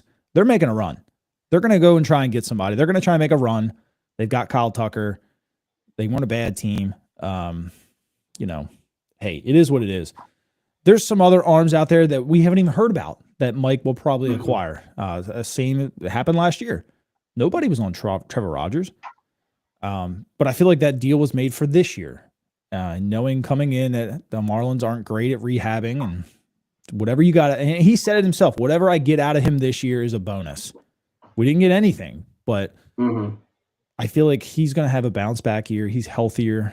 They're going to work him out better. There's somebody out there that is not even on the radar that we're going to acquire. There was a guy, and I can't remember his name. Was it Soriano from the Angels? Let me look that up. I really like, when I looked into him last year, Jose Soriano. He has 4 years control. He's 26. He's not amazing, but he had a good year. He had a 3.42 last year, started 20 games, 113 innings pitched, had 97 Ks. But he's a guy that you don't have to send a ton of prospects for, but he'll give you quality innings. And that name right there wouldn't move the needle for most fans. They're going to look at that and say, oh, another Mike Elias acquisition. But that's a guy that could help the team. Charlie Morton could help the team. Over the last 2 years, that guy has a 2.14 against AL East teams ERA. He's close to 40. I get it. Savvy pitcher. He is. He's not a guy who's going to blow the fastball by you, but he's going to hit his spots and keep you off balance because he's smart and he's been in the league forever. Max Scherzer, you and I have talked about this before. He's a guy that really helps the team, not just on the field, but in the film room, in the locker room.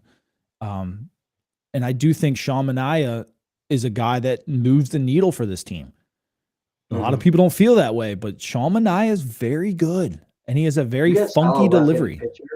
Yeah, the solid left-handed pitcher in that rotation is exactly what this team needs. There's nothing against Cade Povich. He's just not there yet. He looked good in September, but Buck Showalter always said, "Don't be fooled by spring training, and don't be fooled by what happens in September." So Cade Povich has to do it for an extended period. Yeah. A guy like Sean Manaea makes a lot of sense for this ballpark and this team. Yeah. And he's also a guy who could come in and say, "Hey, Cade, once in a while, with nobody on, change your delivery. Get that weird kick out to the side and go a sidearm guy with 2 strikes." Like simple little things like that you can pick your brain from another veteran who's been around for a long time. He pitched very, very well in Oakland.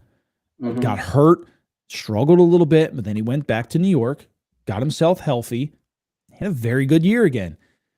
He's a guy that definitely moves the needle for the team. And there's other guys. Andrew Heaney, like I talked about him. He'd be okay. Same thing. Like he's just okay. He's an arm. He's depth. The thing I think the Orioles need to do is get depth. Don't go in the season with just 5 starters. Yeah. You need at least 8 to 10. Yeah. Don't bank on Albert Suarez being available as like the 6th starter. Like have options where Povich might be your 6 or 7. Like that's the best position for this team because injuries are going to happen. Whether they're just 1 week or they're 2 months, they're going to happen, and you need to have better options. Suarez was a great story last year. I do not see that success replicating. I mean, he had a 6.7 ERA in September. He got lit up, probably because of the innings limits. He hadn't pitched that much in a long time. The ball is different here than Korea. I know he went a lot of innings in Korea or Japan or wherever he was. The ball's different. It's weighted different and stuff. The seams are different. Everything is different here. The mound's height, it's a lot of things that the fans don't know. The mound height is different in Japan than it is here. So your legs and the muscles in your legs get used differently. Guys just get tired. But you can't go in there just banking on Suarez replicating. It's not going to happen. Yeah, the team is in a position where they need to add at least 1, if not 2 starters. I think they need 2 to add to this rotation. And look, and I want to touch on this briefly because you got to get out of here at 11:30, and I want to get to some fan interaction. But you've got Grayson Rodriguez, you got Kyle Bradish, who's going to be coming back the second half of the year. The same thing with Tyler Wells. And then John Means doesn't have a contract. I thought he would have been signed by the Orioles now so he can rehab and potentially help them, even if it's out of the bullpen down the stretch. Could the Orioles be looking to extend younger pitchers like Grayson Rodriguez and Kyle Bradish on the cheaper side than if they were to go out and sign a Max Fried or Corbin Burnes? And that's kind of what they're thinking, is because you can't convince me that Kyle Bradish isn't of that same ilk that a Fried and a Burnes is, based on what I've seen from him the last 2 years. And you also can't convince me that Grayson Rodriguez can't get there. And I look at these guys who are 2 really young and controllable pitchers for the Orioles. Could they buy out some arbitration years for these guys and sign them to contracts? And is that maybe the way that they're thinking? And then with Tyler Wells, is he ticketed for the bullpen, and what kind of impact will he have on this pitching staff? I think you got to wait. You want to extend contracts to Bradish and Grayson now, but you got to see what you got. Bradish might come back and never be the same again. Grayson hasn't finished a full season healthy yet. They've got things to prove, and if they do, yes, you have to sign those guys. If Bradish comes back 9/10 of what he was, that's still really, really good. May not be Cy Young, but that's still a very effective 3 or 4 in a rotation that can get you some quality outs. And he's a bulldog. Tyler Wells is a guy that is slated for the bullpen. Yes, I think his best work comes out of the bullpen, allowing him to just rear back and throw it. With his size, it's a big deal as a hitter to have a guy with a 7 to 8, almost an 8-foot reach coming at you. The ball comes out way differently. It screws the timing up, and when you throw in the upper 90s, hopefully he can get back to that point. It's hard to hit. As a starter, you can't just rear back and throw as hard as you can every single time because you're supposed to make it 5 innings. I think he best suits in the pen, but he's a guy like Suarez who could give you that spot start here and there because he's done it. Even if it's for 2 or 3 innings, like he has the mentality, he knows how to kind of gear himself up and get himself ready before the game. Some guys don't. I'm a big Tyler Wells fan. Big Tyler Wells fan. I think he brings a lot to the organization mentally. You know, his bulldog mentality just fits the bullpen really, really well.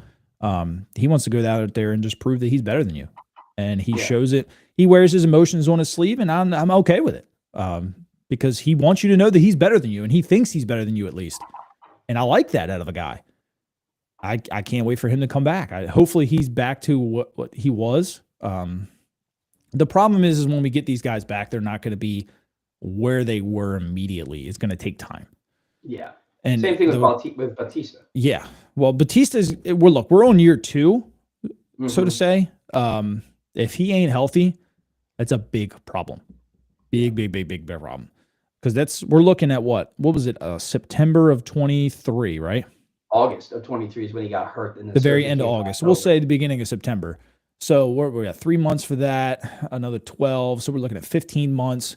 Spring training's another 3 months away. So we're looking at 18 months, almost 20 months of him rehabbing. If he ain't ready, and guys are making it back in month 11 and 12 nowadays, that's a big problem for our bullpen because they're putting a lot of eggs in that basket, and unless they go out and sign, a Minter or Tanner Scott or somebody else, Kyle Finnegan, that can be an insurance policy. Because I don't know if Dominguez is it, but if he is, great. He's just got a little bit more to prove. Obviously, we don't know that until they start playing, but they got to have some kind of insurance policy just in case. For sure. Because if he's not throwing 100 miles an hour, I'll be dead honest with you, 97, 98 flat, pretty easy to hit in the big leagues. Yeah. And the splitter's good, but look, that 4 miles an hour is a big deal. It's a big deal. I agree with you. And like you said, 18, 19 months since his surgery, he should be ready to go. But pitching in game action is a lot different than pitching in simulated games and all that stuff. Right. So it'll be interesting to see how he's used in spring training. He said he should be a full go. How much work he gets as they ease him back into competitive pitching. We'll see. 30 seconds, man. John Means, any eggs in that basket? I don't know. I mean, it's a second Tommy John. I'd give maybe a 2-year deal. He's missing this whole season. Maybe a 2-year deal like they did with the Batista. I seen Boston was interested in him. They probably thinking the same way. Like, could I maybe get something out of this guy? Look, the changeup is devastating, and the changeup doesn't typically bother your arm too much. That's something that even if he threw 81 miles an hour from the left side, that changeup is that good where he can get away with it. He's a guy that still could give you quality innings down the stretch, but he's also a guy that's been injured more times than not. Yeah. At what point do you cut the cord? The problem is you just have to evaluate. Like, he's going to come back and give someone decent innings. It's probably going to be out of the bullpen at this point. He's probably going to morph into what Danny Colon was, which is fine. He still has multiple years in his life that he can pitch. I don't know if the Orioles are going to be willing to do it or not. If you're going to do it, now's the time. 2 or 3 year deal, get him nice and cheap. We'll say 3 year, $10 million or something. But somebody else values him, he's probably gone. No, I don't disagree with you there. Today's show brought to you by Project Game Day. You can join Glenn Clark, Rita Hubbard, and Super Bowl 35 champion Femi Iambadejo after every Ravens game this year for Press Box's Project Game Day. They'll break down what happened in each game and what it means moving forward. Join the crew tomorrow, immediately following Ravens Giants at PressBoxOnline.com/game day. Today's show also brought to you by Hartford Holiday. Visit Hartford County this holiday season for a brand new event. You'll feel like you stepped into a holiday movie. Hartford Holidays is overflowing with the spirit of the holiday season, and you'll be amazed by the jaw-dropping light displays, thrilled by a visit to Santa's workshop, and have the holiday time of your life with sleigh rides, a special vendor village, s'mores making stations, and so much more. It's a holiday light experience, new at Ripken Stadium, Fridays, Saturdays, and Sundays through December 22nd. For ticket information, head to visithartford.com. That's visithartford.com. All right, few minutes to get some viewer interaction in here. We have Daniel Pitts. He said, I know I'm not the only one that thought that the O'Neill and Sanchez signings were the start of multiple signings, not the only signings. When that happened last Saturday and the winter meetings hadn't even started yet, I got really excited for what could be to come, and then nothing happened after that. Yeah. It's disappointing, but again, I know I tend to be a little reactionary. I can admit that about myself. But the offseason's not over. There's still plenty of moves that Mike Elias can make to make this team as good, if not better, than the other teams in the division. So let's keep it. Let's keep the hope alive. Yeah, I mean, look, if a bunch of guys had signed in the winter meetings, I'd be a little concerned. But what was it, like 4, maybe 5 guys at the winter meetings itself? Like, there's still like 75 guys available. Like, it was a really boring winter meeting. So I don't think we're done by any means. I just think the market right now started really hot, and I think a lot of people expectations were really high at the winter meetings for just guys to start flying off the board, me including. And when it didn't, now it's like, okay, well, now guys are home with their family. We're at December 14th. We're 11 days away from Christmas. We probably won't hear anything really pick up. We'll have 1 or 2 here and there. Nothing's going to pick up till January, in my opinion now. Yeah, I think that we're heading for the slowdown until we get to the middle of January. Yeah. Jonathan Shankup says, if I see a New York Mets Juan Soto jersey, I would scream and cry. Imagine a fat baby tantrum.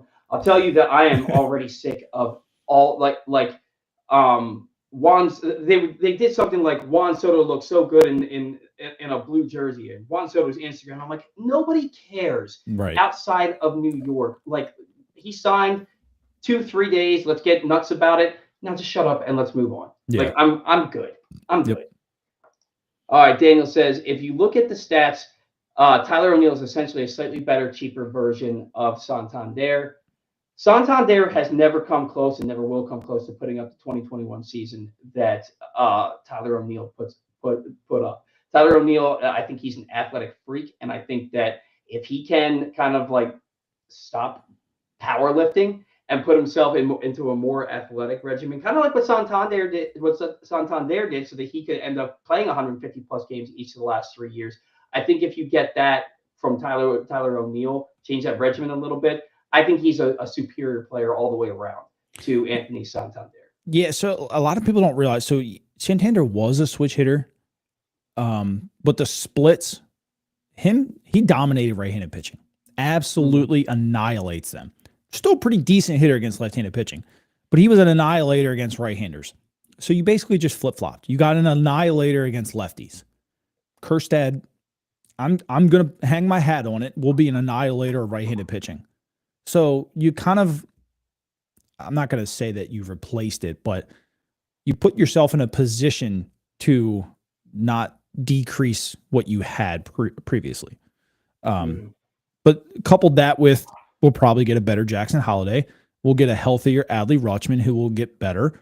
You've got Cowser with a year of maturity now and learned big league pitching, and he's going to make some adjustments. You get a healthy Westberg who hopefully won't miss 50 games.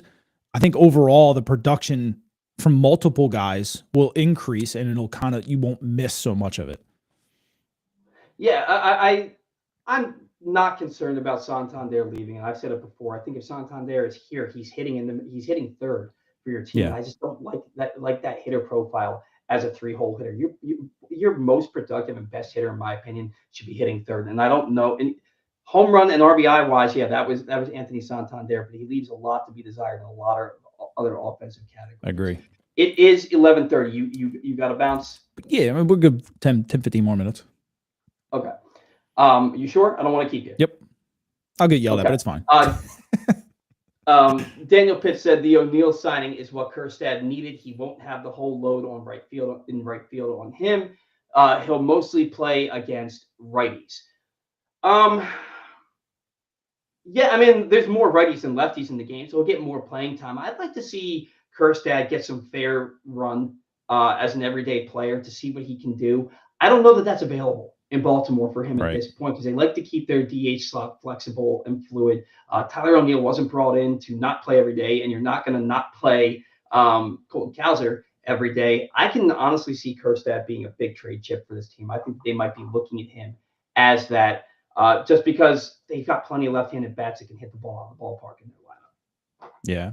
I talked to Billy Cook a little bit, not directly, but I watched Ryan McKenna stream Fortnite. And Billy plays with him a little bit. And then we were chatting about it one night in Ryan's chat. And Billy was honest with it. Pittsburgh loves Kjerstad. And hey, if that's what it takes to acquire Mitch Keller or Jared Jones, I love you, buddy, but hey, we need pitching. Well, let's get both. Throw another player or something in there, and let's go. Right? It would be nice. They would have to throw in too much to get both in the same. Probably. Daniel Piss. Sanchez will be good trade value at the All-Star break when Basayo is ready. But Zach, you already made the point to this that Basayo isn't going to be ready to be a big league catcher by the middle of this season. It's going to take some time for him. I think that you're absolutely correct. 2026 is more likely his ETA with a cup of coffee in September. Yeah. Kyle H. He says, I think no matter what other pitcher we sign, if we don't get Corbin, this all season is a bust. Man, you had to have known back in July that we weren't getting Corbin Burnes back. Like you have to know that at this point. I have my own theories about it, but I think chief among them is, like you said, Zach, he's got 3 kids under the age of 3 years old. He's from the West Coast. His family lives in Arizona.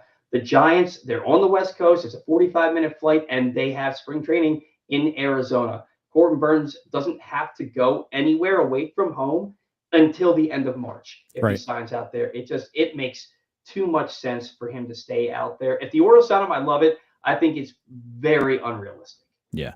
I think the Orioles go and get 3 like bona fide bullpen arms and 1 decent starter. Why would we consider that a bust? Like, could you name really anybody on Cleveland that was a good starting pitcher? Like that quickly? Right there. Off the top of my head, no. Yeah. Exactly. Now they had good numbers. They had good numbers, but nobody knows their name. But everyone knows the back end of their bullpen and how historic they were. And then we look at the Dodgers. Jack Flaherty sucked in the postseason. Yamamoto was pretty much all they had. But you know what really carried them? Their bullpen. Their bullpen was outstanding. So to say it's a bust if we don't get Corbin, I'm not on board with that because you could go and load up the bullpen to where all you need is your starter to get you through 5 and the door's shut. And that's a successful team, in my opinion. You win a lot of games when you have a stout bullpen. Yeah, and we saw firsthand how bad the Orioles were the second half. They were like 8 games under 500 from the middle of June on.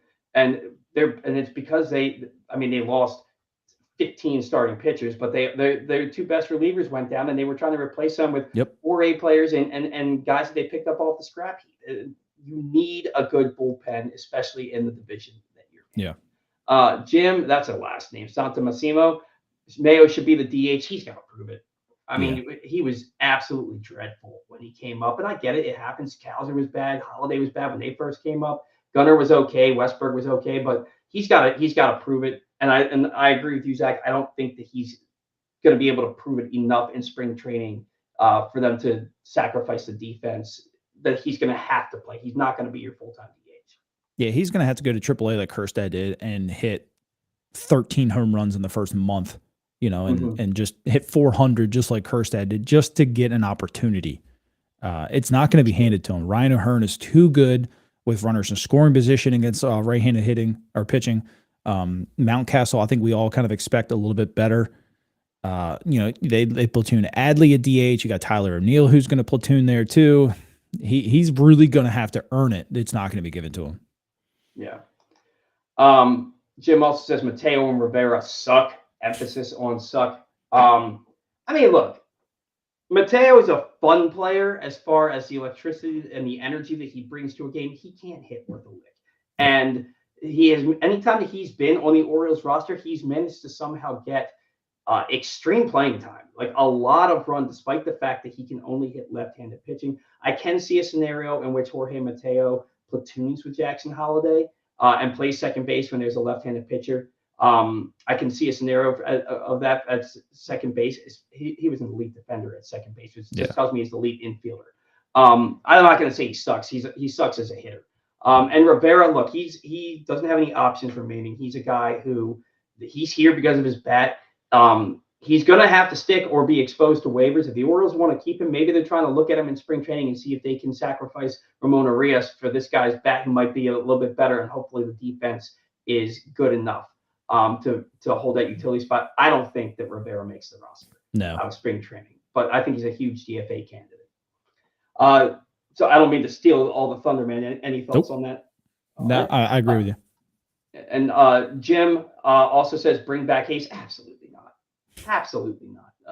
I like Austin as a player. I do too. But he's a hard-nosed dude. He's going to give you 150% every effort. He just can't. He just can't stay healthy. And he wants a contract. Somebody out there is going to give him a deal that's going to allow him to get some good playing time. I don't see him coming here to be a platoon. When we've seen Austin Hayes fully healthy and playing at his best, we've seen what he is. He is an all-star caliber player. He's a very good baseball player. Even the years when he played 130, 140 games, his second half production was so terrible, and it's because of the fact that he was dealing with nagging injuries. Now we learned that he had a kidney infection too. The guy can't win for losing. Right. I like Austin Hayes, and there was a point where I thought that he was the future of this franchise. That was 8 years ago, but I really have always been a big Austin Hayes fan. That ship has sailed. If it hadn't sailed, they wouldn't have traded him. They're not trading him just to bring him back. He's not that guy. He's not going to be that guy for this team because he can't stay healthy. Randall Fracase. O's have a natural center fielder in Holiday. Cy Bregman would have moved Westy back to second. Jordan Westbrook's a good defender at second base. He's a better defender at third base, but he's an athlete. You move Holiday to center field. You have Bregman playing third base. I can live with that. It's not going to happen. But not for that money. Do it. Yeah, for sure. David, if I pronounce your last name, it's either Devaney or Devaney. Mayo and Kjerstad are blocked at their positions. Need to be traded for starting pitching. Zach, I'll let you take this one. I think we're at a point where those two guys are they have a spot here long term, but they're also tradable for the right player. I think we're past that point where we are hoarding certain guys out of certain trades. Those guys are finally available because of the defense. You're not 1,000% sold on either one of them at a specific defensive position. They're just here for the bat. And if you can acquire controllable starting pitching, I think they're going to look at those two guys to headline it. Yeah, one of them, I mean. If they're going to trade Mayo, it's going to be a pretty legitimate starting pitcher. That he would be packaged for. Yep. Daniel, he kind of echoes your sentiment, Zach, that an overpay on a short-term contract like Burnes 4 years, $200 million. You said 3 years, 135, I think. Yeah, $135 million. Short-term would make Burnes the highest-paid pitcher in the league, but like you said, his peripherals are all down across the board. The K's are down 3 straight years. For me, Corbin Burnes is on the back nine of his career at this point and betting on himself on a 3 or 4 year deal and trying to get another big contract. I don't know that he wants to do that. I think he wants the security to know that it's his last contract, make it the best one. Yeah. Daniel also says, I still am convinced Mountcastle was traded before opening day. I'm not. He's their best defensive first baseman, and I think part of the reason they moved that wall in is because they want him to start hitting more home runs. Yeah, he complained about it a lot. Yeah, that and I think that wall has been in his head. He's not the same player he was a few years ago. Yeah, he actually led all first basemen in baseball at hitting the ball the opposite way.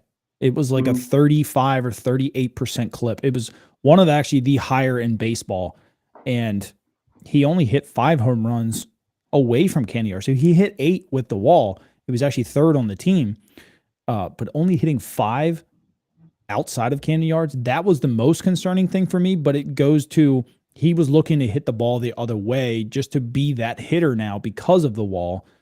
Now I think if you get him from that 38 clip, hitting the ball the opposite field down to about a 28, and then kind of maybe get him like a 7% more pull and then 3% more, kind of in the middle of the field, you're going to see a lot more home runs hit out of Ryan Mountcastle.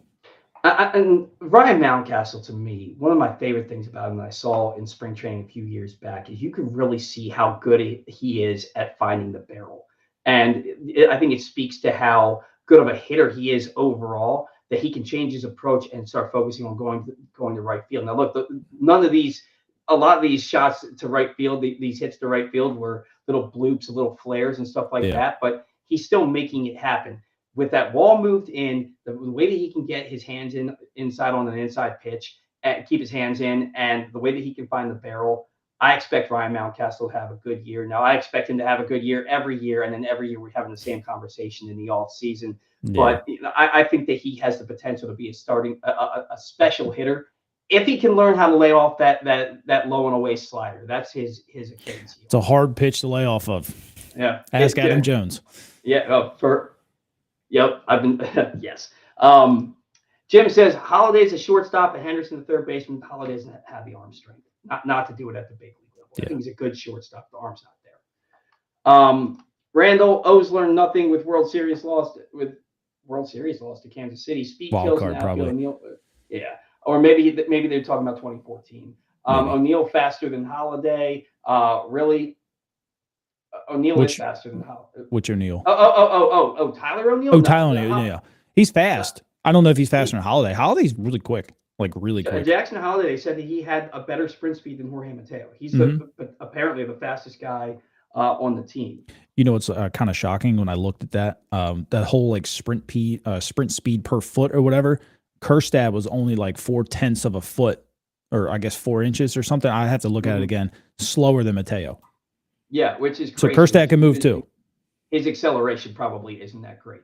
Paul, you need to get a mic. If that's true, if I'm low, let me know, and I will 100% get a mic. I used to have one that's in storage right now, but I'll happily bring that right back out. I didn't realize I was so low. Randall, we don't see Basayo full-time till 2026. He's not ready. I don't believe Povich is ready either. We discussed that a couple of times today. I don't know that either one.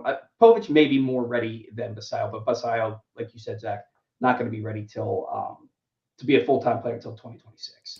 Those are in a bad spot too, because we sit there and clamor that they don't develop pitching, and then we don't want to give them a shot either. It's hard. It's a hard balance because this is a good team and you want to make a run while you can, but you got a guy that is shown he doesn't have much left to prove in AAA. Like he's got to get his shot, and you're gonna have to roll in 2025 for a couple months with him in the rotation to see what he's got. Is he ready? You can't make that decision in AAA.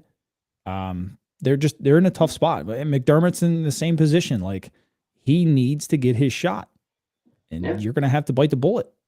It may have to be out of the bullpen.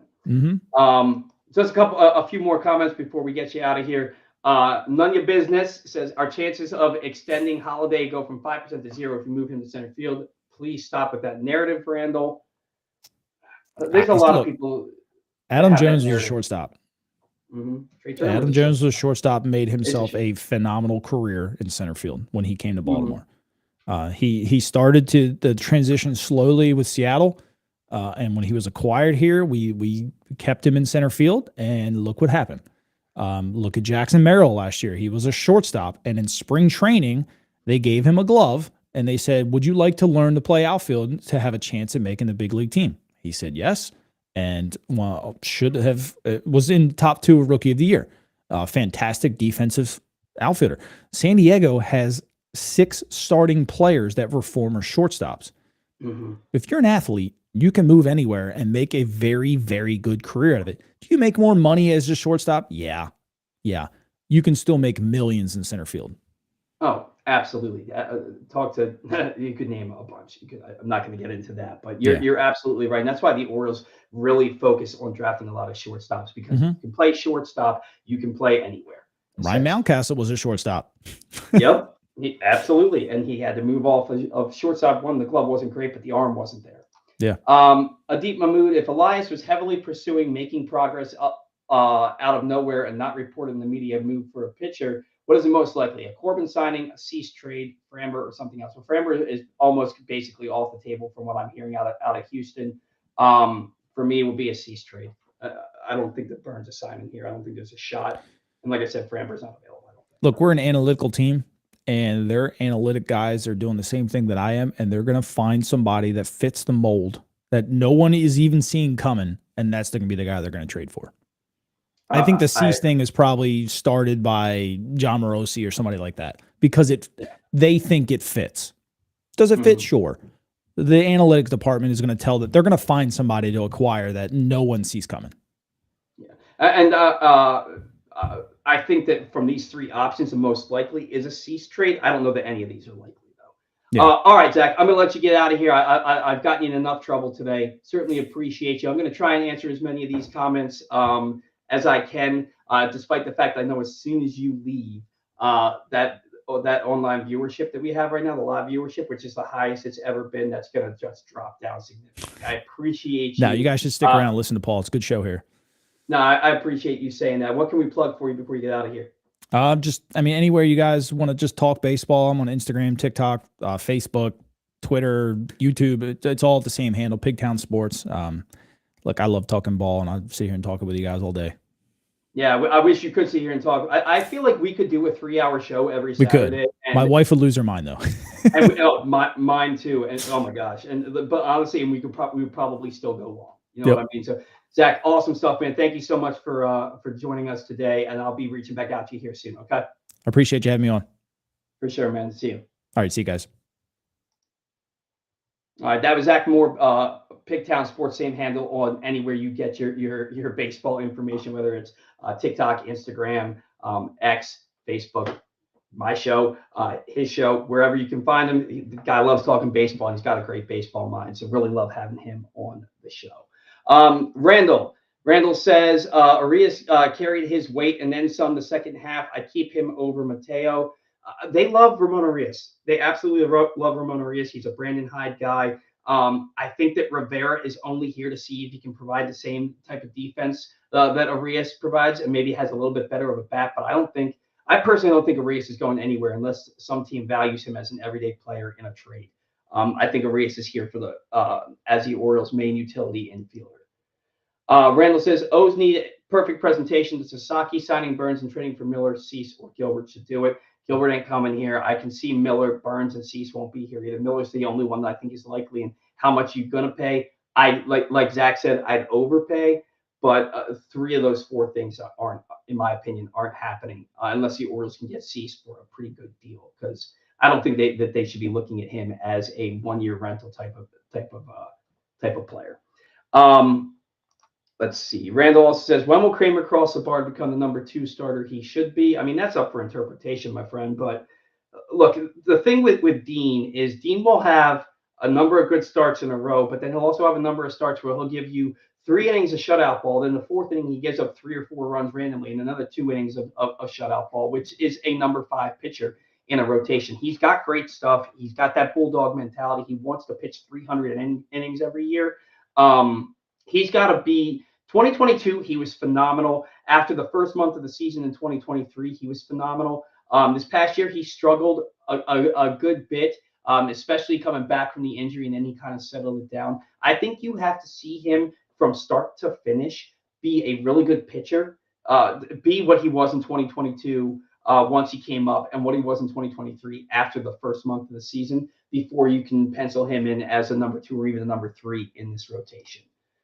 Randall says, I'd move Holiday for Ski. The Pirates aren't going to do that. I think anybody would. The Pirates have the best pitch, maybe the best pitcher in all of baseball under team control for six years. Well, now 5 years because he won Rookie of the Year. They are not trading Paul Skeens for anybody. Randall, Westy is keystone to the team. Love the guy. Me too. He's probably my favorite player on the team. Adit, if they bring in Verlander, Scherzer, Morton as well as someone else, where do you put them in the rotation? I think that any of those guys will probably get the opening day start because of who they are, but I think that what their production would be more of a number 3 at this point in their careers. Guys, that I gotta go. I gotta go to the bathroom so bad. I can't hold it anymore. Thank you so much to all of our sponsors for everything that they do. Without you, we don't have a show. I want to remind you the Governor's Challenge, about the Governor's Challenge. The top high school basketball talent from across the country returns to Wacomico Civic Center December 26th through the 30th. Witness 5 full days of elite competition featuring over 140 high school basketball teams. For tickets and info, visit govchallenge.org. That's gov, challenge.org. Thank you to everybody. 70 people. We have never had this much. We get good viewership and good streaming after the fact, but 70 people tuning in live still at 11:51 a.m. By far the most we've had live. Thank you so much. Thank you so much to Zach Moore from PigTownSports for joining us today. Until next